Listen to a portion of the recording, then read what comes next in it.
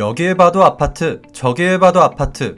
한국을 아파트 공화국이라 일컫는 사람들이 많습니다. 이런 관습적 주거 문화가 좋다는 사람도 싫다는 사람도 있죠. 그런데 이 아파트 단지에 홀라당 빠진 외국인, 그것도 일본인이 있습니다. 특히 한국의 옛날 아파트 단지들은 그의 오타쿠 감성을 일깨워 놓는다는데요. 그는 바로 오야마 켄이라는 일본의 사진작가입니다. 주로 단지형 건축물, 고가 하부, 입체 교차로, 공장, 송전탑, 댐, 변전소, 복합 쇼핑몰, 흑마기와 옹벽, 터널 등 일반적으로 사진계에서 소외된 도시의 맨 얼굴을 본인만의 사진으로 담아내는 흔치 않은 작가라는 평이 있는데요. 아파트 주동이 10개 동씩 배치되는 단지가 한국에선 흔하지만 일본에선 흔하지 않습니다.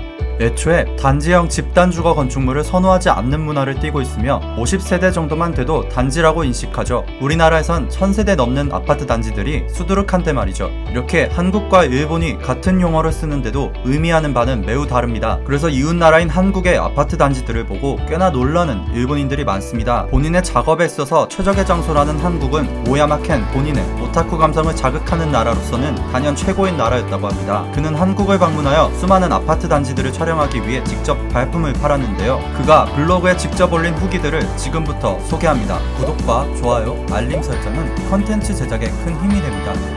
일본에서 단지 마니아로 알려진 저지만 이때까지 해외의 단지에 관해서는 다루지 않고 있었어요. 하지만 우연한 계기로 한국의 단지를 보러 갈 일이 생겼어요. 한국의 단지는 정말 대단하거든요.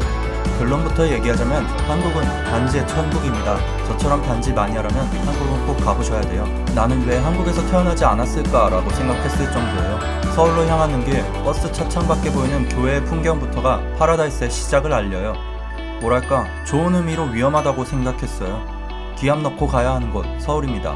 그래서 신중하게 정신적 스트레칭을 하고 서울의 중심부로 갔죠. 그 중심부는 엘도라도 그 자체였어요. 서울이 이런 단지 파라다이스라고 들어본 적이 없어요. 왜 관광 안내서에도 이런 건 기재되어 있지 않죠? 듣자하니 서울에 산다는 것은 단지에 산다는 것과 거의 비슷한 의미인 듯해요. 전 국민의 20%가 서울 시민이고 절반은 수도권에 거주한다고 해요. 서울을 무대로 하는 드라마에서 이 단지들이 나오지 않는다면 그것은 판타지일 거예요. 본래 어디에 카메라를 들이대도 단지가 찍혀야 돼요. 반쯤 진심으로 서울로 이사할까 생각해봤어요. 서울이란 이름 떼고 단지라고 이름 붙였으면 좋겠어요. 저는 다른 관광지는 하나도 들리지 않았어요. 체류 기간 중 쭉 단지만 돌아봤습니다. 저에겐 이게 곧 관광 명소거든요. 이 단지는 타워의 비대칭적 포지션과 깃발엔 핑크색의 요철과 귀여워요. 화이트를 베이스로 하면서 핑크로 깜짝 포인트. 단지에 대한 엉뚱한 색채 감성은 일본이나 한국이나 똑같네요. 한편 여기는 단지로서는 과감한 컬러링을 보여주고 있어요. 투박한 조형이 모든 걸 커버하고 있네요. 훌륭해. 이 단지는 엘리베이터 타워가 공격적으로 튀어나온 모양새가 아주 시원스럽죠. 저는 이 시대의 것이 개인적으로 가장 뭉클하게 다가와요. 단지 오타쿠라면 아실 거예요. 이것은 한국 단지계의 일본 음식이에요. 70년대 후반부의 작품은 어딘가 일본틱합니다. 이렇게 단지 분석에 여념 없는 와중에 놀라운 걸 목격했어요. 처음엔 이게 뭐하는 걸까 했어요. 듣자하니 한국에서는 단지에 이사를 다닐 때 이렇게 창을 통해 장비를 사용하여 짐을 나른다 해요. 멋지다. 훌륭하다. 갖고 싶다. 글을 처음 읽었을 땐 이 사람이 한국을 매기나 싶었어요.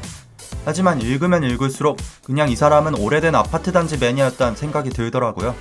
강산도 변모한다는 그 10년이 넘는 시간 동안 우리나라의 아파트 단지 문화 역시 빠르게 발전했습니다.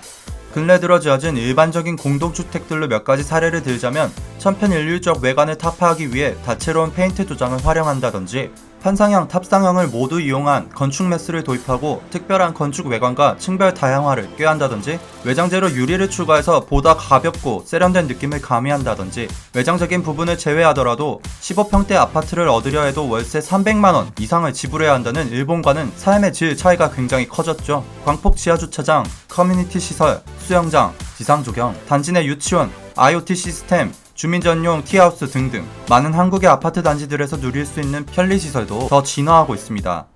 한국의 집단주거 문화를 보면 투박한 과도기를 거쳐 점점 진화하고 있다는 생각이 듭니다. 앞으로 외적인 부분도 좋지만 내실적으로 더 개선하면서 발전됐으면 합니다. 여러분의 의견도 듣고 싶습니다. 다채로운 댓글 기대합니다. 토핑맨이었습니다.